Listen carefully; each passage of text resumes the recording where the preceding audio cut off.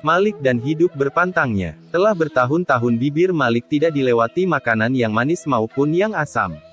Setiap malam ia pergi ke tukang roti dan membeli 2 potong roti untuk membuka puasanya. Kadang-kadang, roti yang dibelinya itu masih terasa hangat, dan ini menghibur hatinya dan dianggapnya sebagai perangsang selera. Pada suatu hari Malik jatuh sakit dan ia sangat ingin memakan daging. 10 hari lamanya keinginan itu dapat ditindasnya. Sewaktu ia tidak dapat bertahan lebih lama lagi, maka pergilah ia ke toko makanan untuk membeli 2-3 potong kaki domba dan menyembunyikan kaki domba tersebut di lengan bajunya.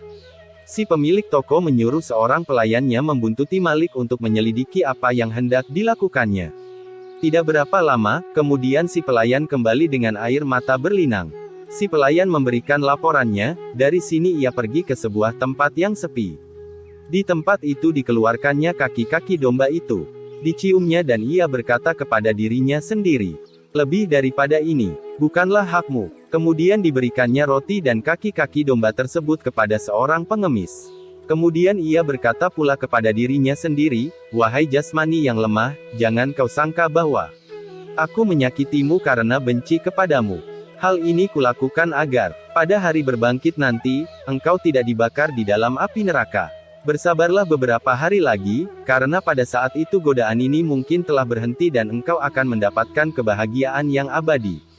Pada suatu ketika Malik berkata, "Aku tidak mengerti apakah maksudnya ucapan, bila seseorang tidak memakan daging selama 40 hari maka kecerdasan akalnya akan berkurang. Aku sendiri tidak pernah makan daging selama 20 tahun, tetapi kian lama kecerdasan akalku makin bertambah juga." Selama 40 tahun Malik tinggal di kota Basrah dan selama itu pula ia tidak pernah memakan buah korma yang segar. Apabila musim korma tiba, ia berkata, "Wahai penduduk kota Basrah, saksikanlah betapa perutku tidak menjadi kempis karena tidak memakan buah korma dan betapa perut kalian tidak gembung karena setiap hari memakan buah korma." Namun setelah 40 tahun lamanya, batinnya diserang kegelisahan.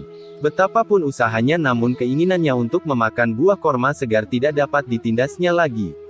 Akhirnya, setelah beberapa hari berlalu, keinginan tersebut kian menjadi-jadi. Walaupun tak pernah dikabulkannya, dan Malik akhirnya tak berdaya untuk menolak desakan nafsu itu. "Aku tidak mau memakan buah korma," ia menyangkal keinginannya sendiri. "Lebih baik aku dibunuh atau mati." Malam itu terdengarlah suara yang berkata, "Engkau harus memakan beberapa buah korma. Bebaskan jasmanimu dari kungkungan." Mendengar suara ini jasmaninya yang merasa memperoleh kesempatan itu mulai menjerit-jerit, "Jika engkau menginginkan buah kurma," Malik menyentak, "berpuasalah terus-menerus selama 1 minggu dan sholatlah sepanjang malam, setelah itu barulah akan kuberikan buah kurma kepadamu." Ucapan ini membuat jasmaninya senang, dan seminggu penuh ia sholat sepanjang malam dan berpuasa setiap hari. Setelah itu ia pergi ke pasar, membeli beberapa buah korma, kemudian pergi ke masjid untuk memakan buah-buah korma tersebut di sana. Tetapi dari loteng sebuah rumah, seorang bocah berseru, "Ayah, seorang Yahudi membeli korma dan hendak memakannya di dalam masjid." Apa pula yang hendak dilakukan Yahudi itu di dalam masjid? Si ayah menggerutu dan bergegas untuk melihat siapakah Yahudi yang dimaksudkan anaknya itu. Tetapi begitu melihat Malik, ia lantas berlutut. Apakah artinya kata-kata yang diucapkan anak itu?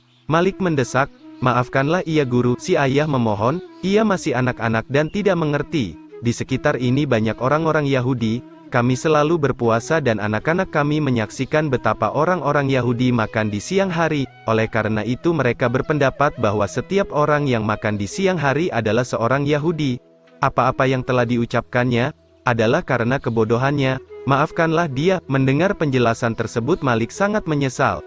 Ia menyadari bahwa anak itu telah didorong Allah untuk mengucapkan kata-kata itu. "Ya Allah," seru Malik, "sebuah korma pun belum sempat kumakan dan engkau menyebutku Yahudi melalui lidah seorang anak yang tak berdosa. Seandainya korma-korma ini sempat termakan olehku niscaya engkau akan menyatakan diriku sebagai seorang kafir. Demi kebesaranmu aku bersumpah tidak akan memakan buah korma untuk selama-lamanya." Gimana tanggapan Anda tentang kisah ini? Oh ya, jangan lupa subscribe dan ketuk loncengnya agar bisa mengikuti kisah-kisah yang baru diupload. Mudah-mudahan bisa menghidupkan hati yang mati dan menumbuh suburkan semangat untuk ibadah. Amin ya Allah.